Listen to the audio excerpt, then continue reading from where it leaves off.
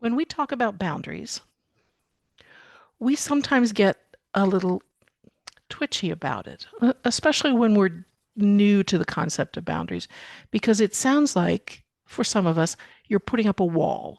No, no, no, no. You can't go past here. No, no, no, no, no. I'm not going past here. Oh, no, no, no, no.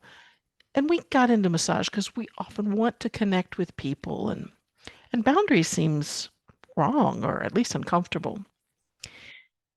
Boundaries are a gift that you give to somebody, in this case, your client, and it tells them this is the best way to work with me for us to have a harmonious working relationship. These are kind of my rules. You don't get to talk about sex with me. You don't get to ask me for sex. You don't get to ask me to date. You don't get to um, show up late all the time because then we are not going to be able to have a harmonious relationship. And we do. We want to have a harmonious relationship with our clients. So when you give them your boundaries, you're helping them decide whether this will work for them. And you get to see if it'll work for you.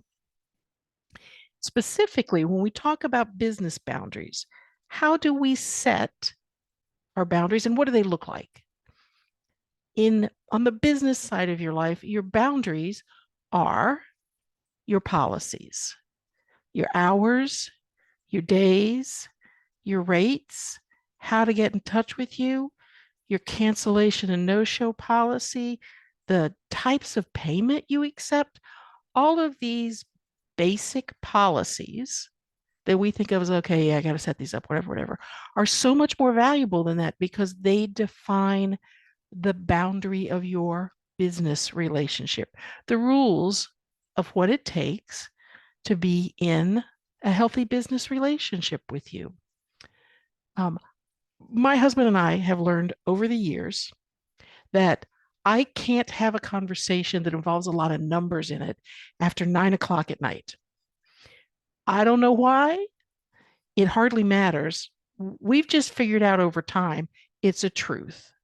Now, if that was a truth, but I never told him that, would that be kind? Because he would keep trying to have conversations with me about numbers after 9 o'clock at night. And I would get really, let's be frankly, pissy with him and irritable. And he wouldn't understand why. He doesn't know what the rules are. What the hell? We were having this conversation an hour ago and it was fine. And now we can't. If I don't tell him that one of my limits is I can't have these conversations later in the evening, they don't sit well with me. Ask me again in the morning. That would not be a kindness. If you don't tell your clients what your boundaries are, you're not doing them, you're not being kind, you're not being nice, you're being you're being opaque. You're making them guess what the rules are. And that is not how you have a harmonious relationship with somebody. So set up your policies, abide by your policies. Relationships also work better when there's some consistency in behavior and rules. And when you do that, you increase the odds of having a more harmonious relationship with your clients and being a lot happier in yourself because this is another form of you taking care of you. So your business boundaries equal your policies. And that's how you expand your healthy boundaries.